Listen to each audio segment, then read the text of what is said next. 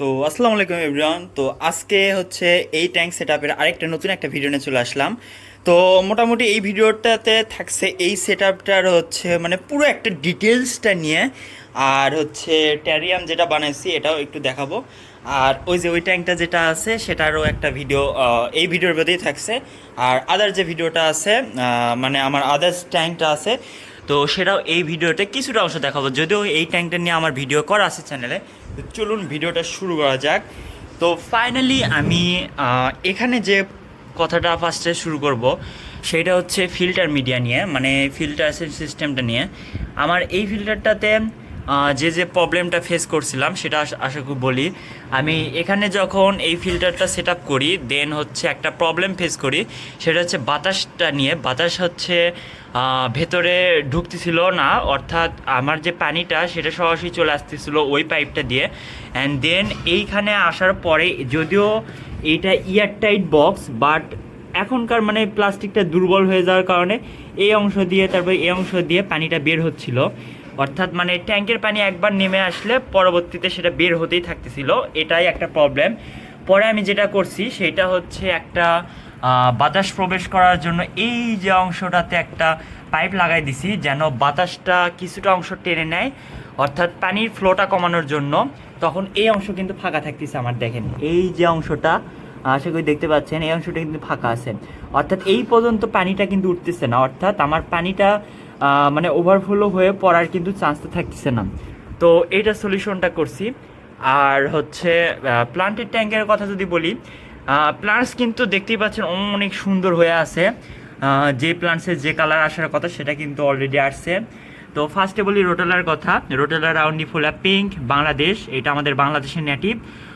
Already অনেক সুন্দর colour চলে আসছে। এই যে বাবলস পাবলিংও করতেছে, মানে CO2 ওর যে অ্যাডজাস্ট করা CO2 নেওয়ার সেটা কিন্তু অলরেডি নিচ্ছে, প্লাস হচ্ছে অক্সিজেন কিন্তু ডিফিউজ করতেছে। দেন হচ্ছে যে প্লান্টসটা আছে অ্যাম্বুলিয়া, আমাদের বাংলাদেশি নেটিভ প্লান্টস, সেটাও মোটামুটি ঠিকঠাক গ্রো। দেন হচ্ছে পিছনের দিকে আসে দেখতে পাচ্ছেন কিনা জানি না, ওই যে দেখেন লাল কালার যে প্লান্টসটা রোটেলা ব্লাড রেড, ওইটাও কিন্তু মোটামুটি ভালোই গ্রো করতে। আর আমার যে ব্যাকগ্রাউন্ডে যে অন্য প্লান্টসগুলো আছে, যেমন হচ্ছে ওই রোটেলারই যে অংশটা ছিল আমি হচ্ছে ওই সাইডেও কিন্তু অ্যাড করে দিয়েছি, তো সেটাও ভালো গ্রো হয়েছে। তারপর হচ্ছে এই অংশে লুডিজিয়া পালুস্ট্রিস, সেটাও দেখতে পাচ্ছেন কত সুন্দর গ্রো হচ্ছে, প্লাস হচ্ছে CO2 অ্যাবজর্ব করতেছে। আর এইখানে আছে হাইগ্রোফিলা পলিসফার্মা আর হচ্ছে সানসেট প্লান্টস, সেটাও মোটামুটি ভালোই গ্রো হচ্ছে। এই যে পিঙ্ক কালারের যে ভাবটা আছে এটা কিন্তু অলরেডি চলে আসছে। তারপর হচ্ছে মাইক্রাও কিন্তু অনেক সুন্দর গ্রো হয়েছে। এই সাইডে লাগাইছি মাইক্রা, এই সাইডে লাগাইছি, আবার এই সাইডেও কিন্তু সামনের দিকে এটা পুরোটা মাইক্রা দিয়ে কভার করব। আর কালো পাথরগুলো এইগুলো আনছিলাম হচ্ছে আমার কলেজ থেকে আনছিলাম, মানে পাথরের ভেতর থেকে কালো পাথরগুলো বেছে বেছে আনছিলাম। আর এটা হচ্ছে নামটা কি, ওভালিস পিঙ্ক মেবি, যাই হোক নামটা আমার সঠিক জানা নেই। এইটা এখনও কালার ঠিকঠাক মতো আসেনি, তবে ফিউচারে আসলে আপডেট দিব অবশ্যই। তারপর হচ্ছে বাকুপা ক্যারোলিয়ানা, সেটা হচ্ছে একটু ডার্কিশ ভাব আসবে, বাট এখন আসেনি, গ্রিন হয়ে আছে। তারপরে নাতান্স কিন্তু অলরেডি রেড হয়ে আছে, কারণ আমি যখন নাতান্সটা কিনছিলাম দেন তখন থেকেই নাতান্স আমার কাছে ভালো গ্রো করে। দেন দেখতেই পাচ্ছেন এটা কিন্তু অলরেডি রেড হয়েই আছে।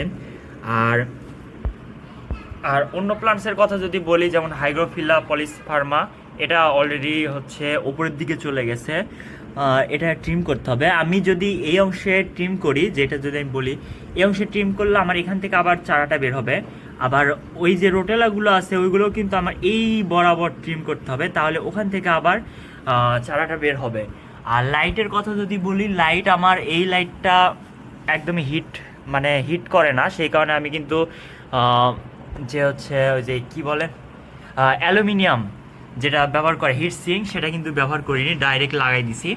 তো এই যে একটা হোয়াইট SMD 12 ওয়ার্ডের করে এক একটা, আর হচ্ছে 8 GBটা ওটা হচ্ছে 10 ওয়ার্ডের, দুইটা লাগাইছি।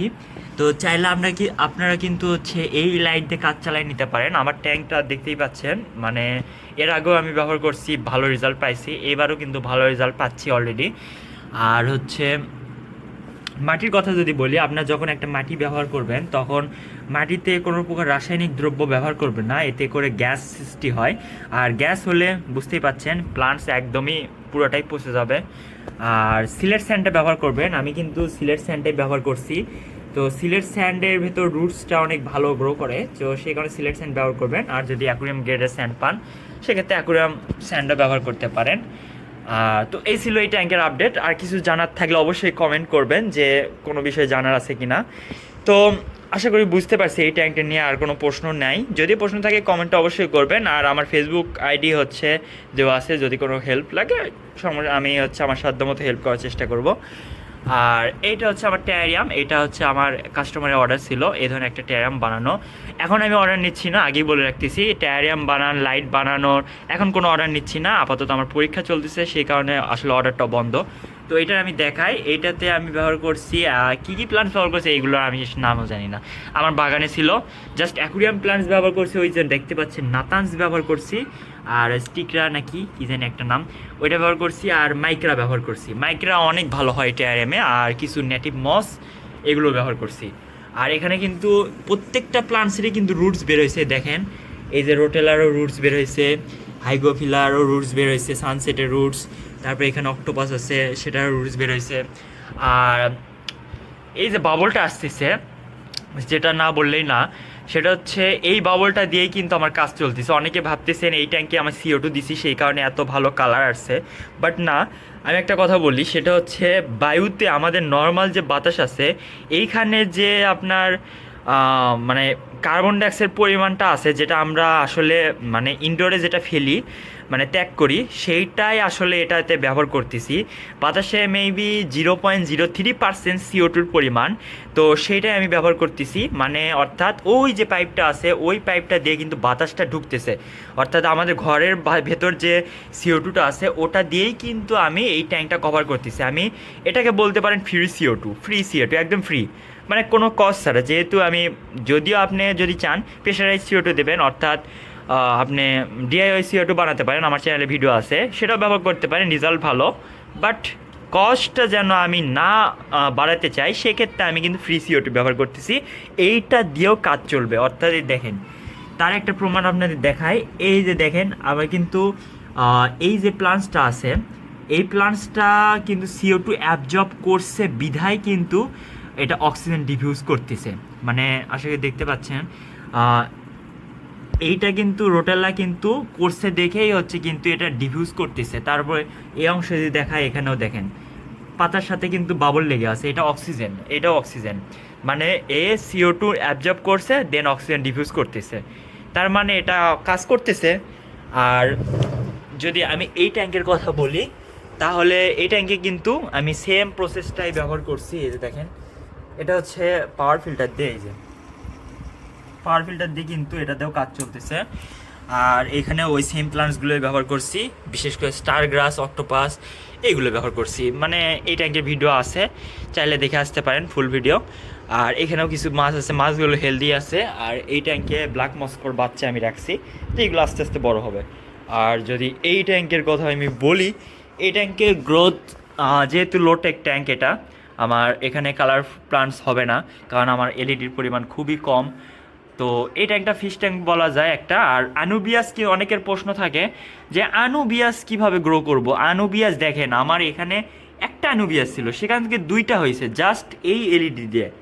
এলইডির দাম কিন্তু অনেকটা চিপ প্রাইসে, তো এই এলইডি দিয়ে আনুবিয়াস কিন্তু গ্রো হচ্ছে। দেখেন আনুবিয়াসের গ্রোথটা দেখেন, যারা আমার পাস্ট ভিডিওগুলো দেখছেন তারা কিন্তু জানে যে আনুবিয়াসের কোয়ালিটি কতটা খারাপ ছিল। আমি যখন কিনছিলাম অ্যালগি দিয়ে ভরা ছিল, প্লাস একটা ছোট চারা ছিল, তো তার থেকে কিন্তু আমার দুইটা হয়েছে, এখন এটা আলাদা করতে হবে। আর মসের কথা যদি বলি, মস এইখানে অ্যালজি আসছে। আর এখানে যদিও আমার গ্লাসে অ্যালজি হয় না, কিন্তু আমি দেখছেন অন্য ট্যাঙ্কগুলোতে দেখছেন গ্লাসে কোনো অ্যালজি হয় না, যা অ্যালগি হয় হেয়ার অ্যালগি হয়, এই অ্যালগিগুলো পরিষ্কার করলে এনাফ। আর সেক্রেটারিয়া কিন্তু কার্পেট হয়েছে, এদিকেও দেখেন কার্পেট হচ্ছে, ওখানে ব্লাড রেড আছে, ওটা যদিও ব্লাড আসবে না আমি শিওর গ্যারান্টি, কারণ এই ট্যাঙ্কে কালার আসবে না। আর বলা যায় এই ট্যাঙ্কের কোয়ালিটি মোটামুটি একটা স্যাটেল একটা ট্যাঙ্ক, মানে পুরো একটা স্ট্যাবেল আছে। তো এই ছিল আজকের ভিডিও। তো দেখা হবে কোনো নতুন একটা ভিডিওতে। আশা করি যারা নতুন আছেন তারা লাইক কমেন্ট শেয়ার করবেন। আর বগুড়ার ভেতর যদি কোনো হেল্প লাগে অবশ্যই আমাকে বলবেন, আমি যথাসাধ্য অনুযায়ী চেষ্টা করব। কারণ বগুড়ার মধ্যে হচ্ছে মোটামুটি বলা যায় আমি একমাত্র প্লান্টেড অ্যাকুরিয়াম নিয়ে ভিডিও বানাই, অন্য কাউকে তো দেখিনি আপাতত। আর হচ্ছে টেরারিয়াম সেল করি। তো যাদের লাগবে বলতে পারেন। আর তো যদি কোনো কোশ্চেন থাকে অবশ্যই কমেন্ট করবেন। আর বেশি যদি কথা বলার থাকে তাহলে সরাসরি ফেসবুকে আসবেন, আমার আইডি দেওয়া আছে, পার্সোনাল আইডি, সমস্যা নেই, রিপ্লাই পাবেন। তো এ ছিল আজকে ভিডিও। টাটা।